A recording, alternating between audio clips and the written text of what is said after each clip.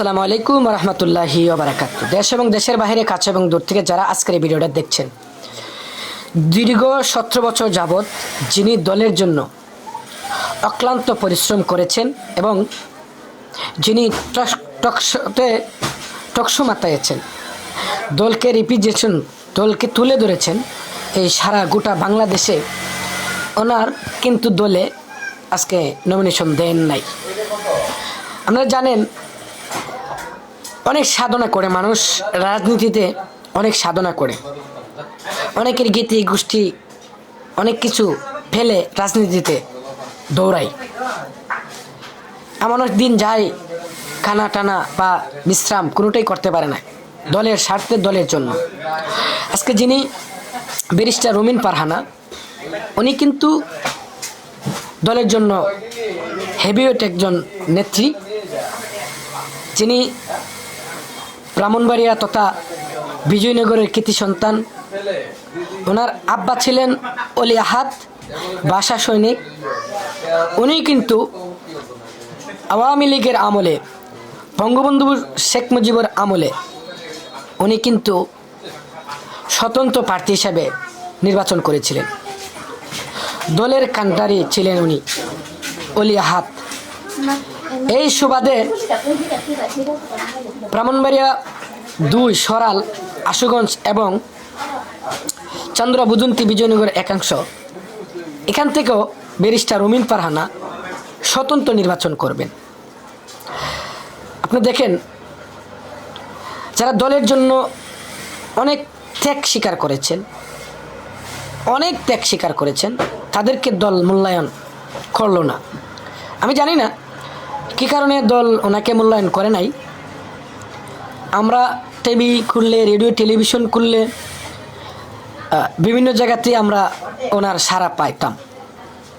আজকে উনি এতদিন যাবৎ এই যে 17 বছর আওয়ামী লীগের বিপক্ষে, অন্য সংগঠনের বিপক্ষে যুক্তিতর্ক মিডিয়ার মাধ্যমে এবং টকশোর মাধ্যমে আমরা শুনতে পাই। দলের জন্য উনি কি করে নাই এটা দল ভালো জানে। আজকে দল ওনাকে নমিনেশন দেন নাই। আসলে জনগণ একজন মানুষকে পছন্দ করতেই পারে, ভোটার একজন মানুষকে পছন্দ করতে পারে। ব্যারিস্টার রুমিন ফারহানা এমন একজন ব্যক্তি, ওনার দল বল নির্বিশেষে ওনার ভোটার, ওনার মত আছে, সবাই ওনাকে পছন্দ করে। এবং এই সরাইল, আশুগঞ্জ, চান্দরা 2 এবং বদন্তি 2টা ইউনিয়নের মানুষও ওনাকে পছন্দ করে, যেহেতু বিজয়নগর তথা বিজয়নগরের কৃতি সন্তান অলি আহাদ ওনার সুযোগ্য কন্যা ব্যারিস্টার রুমিন ফারহানা। আপনারা মনে করতে পারেন যে আমি কেন কথা বলছি। দেখেন, ভালো কালোকে কালো বলবেন, সাদাকে সাদা বলবেন। আপনি যেই দলের হন না কেন, আপনার বাবাকে আপনি বলতে পারবেন না, আপনার মাকে আপনি বলতে পারবেন না, আপনার ভাইকে আপনি বলতে পারবেন না, আপনার বোনকে আপনি বলতে পারবেন না। সব কিছু স্বার্থের চিন্তা করলে চলবে না। যাই, আপনারা ভিডিওটা দেখলে অনেকেই কমেন্ট করবেন, ব্যাড কমেন্ট করবেন, অনেকেই দালাল বলবেন, সমস্যা নাই। সবাই ভালো থাকবেন সে আশাই করি। আসসালামু আলাইকুম। আসসালামু আলাইকুম। গতকালকে ইনকিলাব মঞ্চের সদস্য সচিব আব্দুল্লাহ আল জাবের যখন বক্তৃতা দিচ্ছিল, তখন সে বলছে হাদির পরিবার থেকে মামলা করা হয় নাই দেখা এই মানে হাদির আসামিদের খোঁজার ব্যাপারে আইন শৃঙ্খলা বাহিনী তৎপর হইতে পারতেছে না আইনগত অনেক কারণে। এটা কোনো কথা? হাদি কি মানে বাংলাদেশের কাঁচা বাজারের দোকানদার যে তার কোনো ফ্যামিলি নাই, বেওয়ারিশ হয়ে গেছে, তার পরিবার খুঁজা পাইলে মামলা হইব? এটা কোনো এক্সকিউজ?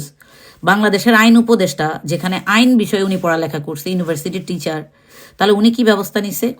যদি হাদির পরিবার মামলা নাও করে, তাহলে তারা কেন মামলা করার ব্যাপারে প্রথমেই কাজটা করে নাই? একই সাথে বাংলাদেশে এত সোশ্যাল ওয়েলফেয়ার, এত এনজিও বইরা রয়েছে, এই যে একটা ভিকটিম পরিবার, এদের জন্য কি একটা অ্যাকশন প্ল্যান সাজানোর জন্য কোনো অর্গানাইজেশন আগে আসে নাই? মানে এটা কি ফাইজলামি কথাবার্তা?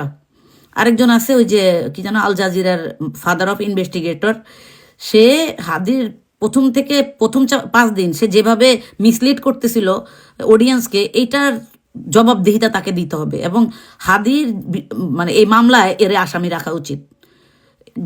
এবং হাদি মারা যাওয়ার ঠিক 2 সপ্তাহ আগে থেকে সেকেন্ড 2 সপ্তাহে 1 মাস সে কাদের সাথে যোগাযোগ করছে, গোয়েন্দা সংস্থার কাদের সাথে তার কমিউনিকেশন ছিল, এটা আসলে আওয়াজটা তোলা উচিত। এবং আমি মনে করি যারা এই মামলার দায়িত্ব নিবে তারা তার ফোন কল এবং তার কমিউনিকেশন চ্যানেলটা রেকর্ড এই আমাদের দেশের ডিজিআইএফ সহ অন্যান্য যে মানে কি বলে এটাকে গোয়েন্দা সংস্থার লোকজন আছে তাদের কাছ থেকে দাবি করতে পারে। বর্ডার দিয়ে মানুষ চলে যায়, বর্ডার দিয়ে আসামি চলে যায়, ফাইজলামির আর জায়গা পায় না। আজকে হাদি মরছে, কালকে আমি মরবো, পরশুদিন আরেকজন মরবে। মানে একটা ছেলে সকালবেলা কিভাবে হাদির অফিসে ডিজিআইএফ এর লোকজন আসতো সেগুলো নিয়ে একটা মানে লেখছে, একটা লেখা দিছে, ওর ওই লেখাটা খায়া ফেলছে, কারণ ওখানে তো ট্রু ইনফরমেশন ছিল। হাদিকে ওই যে সীমান্তের শকুনরা আছে না, ওরাই মাইরা ফেলছে এবং আমাদের দেশের অভ্যন্তরীণ দালাল শকুনরা এটার সাথে সম্পৃক্ত।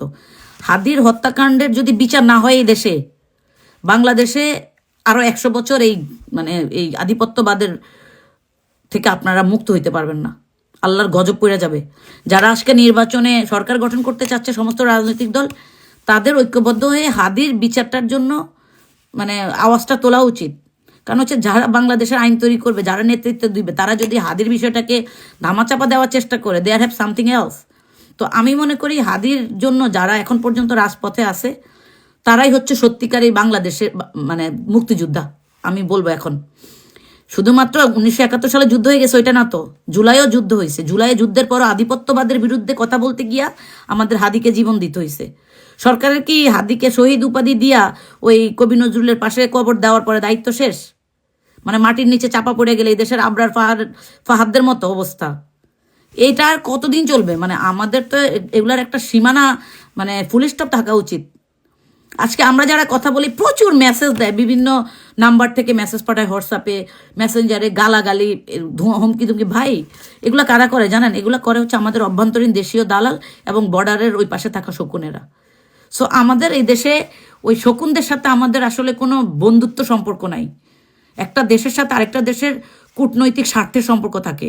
ওই সম্পর্ক যদি স্থাপন করতে না পারেন আপনারা এবং হাত দিয়ে আসামিদেরকে ধৈর্য নিয়ে আসতে না পারেন, এই যে এত 10 লক্ষ মানে আপনার আইন শৃঙ্খলা গোয়েন্দা সংস্থা, এত বাহিনী, এটার কোনো ভ্যালু আছে? পাবলিকের টাকায় আপনাদেরকে পালা হয়, still you guys can not find the killer. এটা তো খুবই দুঃখজনক। আমি মনে করি বাংলাদেশের আমজনতা না চোখের মধ্যে থেকে কাঠের চশমা খুলে ফেলেন। শুধুমাত্র নির্বাচন একটা দেশে সবকিছু সমাধান করতে পারে না। এই দেশে নির্বাচনের আগে হাদির মতো যেন আর একটা মানুষের নাম মরে, এটা সরকারকে আগে নিশ্চিত করতে হবে। নির্বাচনের আগে